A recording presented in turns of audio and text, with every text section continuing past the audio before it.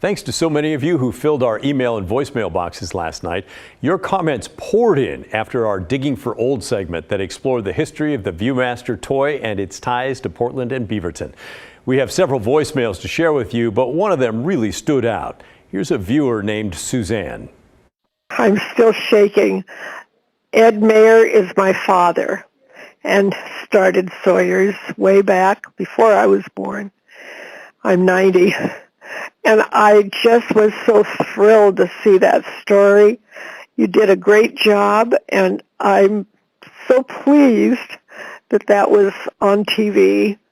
And my kids are too. They're all taping your story. So just wanted you to know that I appreciated that so much. Well, thank you, Suzanne. You're very welcome. And for the rest of us, you heard right. That's the daughter of the man who helped bring the Viewmaster to market and slingshot it into national fame. She's still right here, still watches the story. How cool is that? We think it's pretty awesome. Thanks, Suzanne, for calling in. We also loved hearing about all of your Viewmaster memories. Thanks for your GAF Viewmaster segment. My aunt, godmother, worked there forever, and as a kid I was blessed with all that stuff, and your story kind of brought her back to life. Thank you very much. And Ray wrote to us. Most summers from 67 to 75, we would drive cross country, stopping at tourist destinations. I would buy Viewmaster slides at each site to add to my collection. I can remember begging for the new Viewmaster projector for Christmas in 1970. After getting it, I would sit by the hour viewing my slides on my new projector. I put my love of nature and history to use as a teacher for over 30 years. Thanks for the walk down memory lane. That Viewmaster was wonderful. If we go on vacation, we buy one from wherever we visited, put it in Viewmaster, and to be able to show people where we were, and what a exciting thing that was. I wish I'd have kept mine, but it's just that you can't keep everything you get. That's very true. How about this from Michael? Winters in Detroit could be deep and cold growing up in the 50s. Viewmaster took me all around the world. Thanks for the memories. Viewmaster, that took me back to a happy place.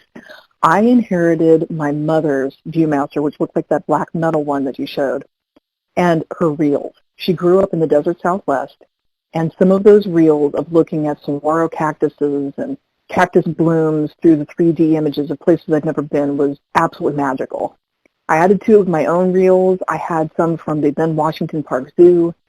I still have it tucked away somewhere, and one of my grandnieces or nephews is going to get it pretty soon.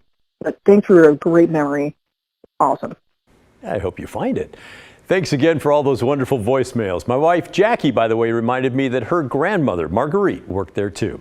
A few of you were quick to point out to us that there's one more part of the local Viewmaster story that you wanted to make sure we remembered, even if it's not so wonderful and nostalgic as many of us recall. I just have to tell you, yes, I loved the Viewmaster as a child as well here in Portland and Oregon, and but it was when I became an adult and went to nursing school that I learned about the pollution it left in Beaverton in the water and how people got sick from it. So that's another little twist on the Viewmaster. Yep, and you learned correctly. It was not all fun and games out along Hall Boulevard in present-day Beaverton. And for that part of the story, let's head into the KGW vault for part of a story from reporter Vince Patton in May of 2002.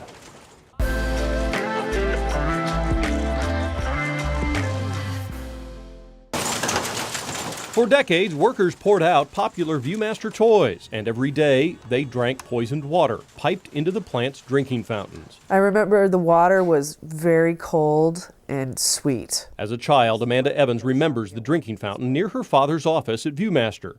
No one knew it then, but the chemical degreaser Viewmaster had dumped out back for 30 years until 1980 had seeped down into the well that supplied their water. Even after 1990, when the law required that the water be tested for chemicals, Viewmaster never did it, and the state says it didn't enforce the requirement because it never knew the water here was being used for human consumption. When tests finally happened in 1998, trichloroethylene, or TCE, showed up in the groundwater at 300 times above the federal. It wasn't until 2011 when TCE was officially declared a human carcinogen. It was listed as a probable cancer-causing agent before that. Not exactly the legacy that you would like to think about when it comes to our local connection to Viewmaster, but we would agree with those of you who reminded us about it. It is an important part of its history. Thousands in our area were affected.